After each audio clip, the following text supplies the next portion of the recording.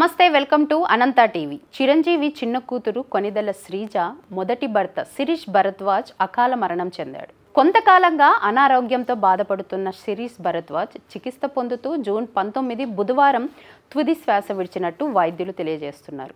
ఊపిరితిత్తులు పూర్తిగా చెడిపోవడం వల్లే శిరీష్ చనిపోయినట్టుగా తెలుస్తోంది. 2007లో శ్రీజ ఇంట్లో వారిని ఎదిరించి శిరీష్ భరద్వాజ్ని ఆర్య సమాజంలో ప్రేమ వివాహం చేసుకుంది. ఈ వివాహం జరిగినప్పుడు శ్రీజ వయసు 19 ఏళ్లు కాగా శిరీష్ భరద్వాజ్ వయసు 22 ఏళ్లు.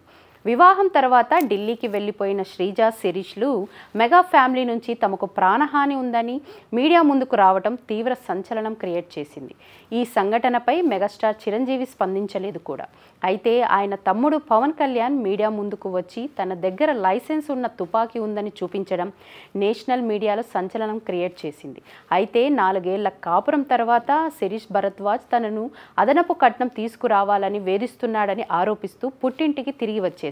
ఈ ఇద్దరు 2011లో విడాకులు తీసుకున్నారు. శ్రీజ శిరీష్లకు ఒక కూతురు కూడా ఉంది.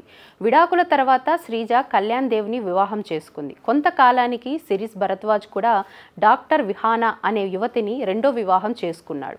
రాజకీయాల్లో కూడా ఎంట్రీ ఇచ్చిన శిరీష్ భరద్వాజ్ భారతీయ జనతా పార్టీలో కొన్నేళ్లు పనిచేశాడు. శిరీష్ భరద్వాజ్ వయసు 39 ఏళ్లు మాత్రమే. శిరీష్ శ్రీజ ఎపిసోడ్ ఆధారంగానే ఈవీవి సత్యనారాయణరావు దర్శకత్వంలో అల్లరి నరేష్ హీరోగా ఫిట్టింగ్ మాస్టర్ అనే సినిమా కూడా రూపొందింది. ఈ సినిమాలో చూపించిన తల్లిదండ్రులను ఎదిరించి పిల్లలు లేచిపోయి పెళ్లి చేసుకోవడం, మీడియా ముందుకు వచ్చి రక్షణ కల్పించాలని కోరడం వంటి సీన్స్ అన్నీ శిరీష్ భరద్వాజ్ వివాహానికి సంబంధించినవేనని సినీ అభిమానులు ఫీల్ అయ్యారు.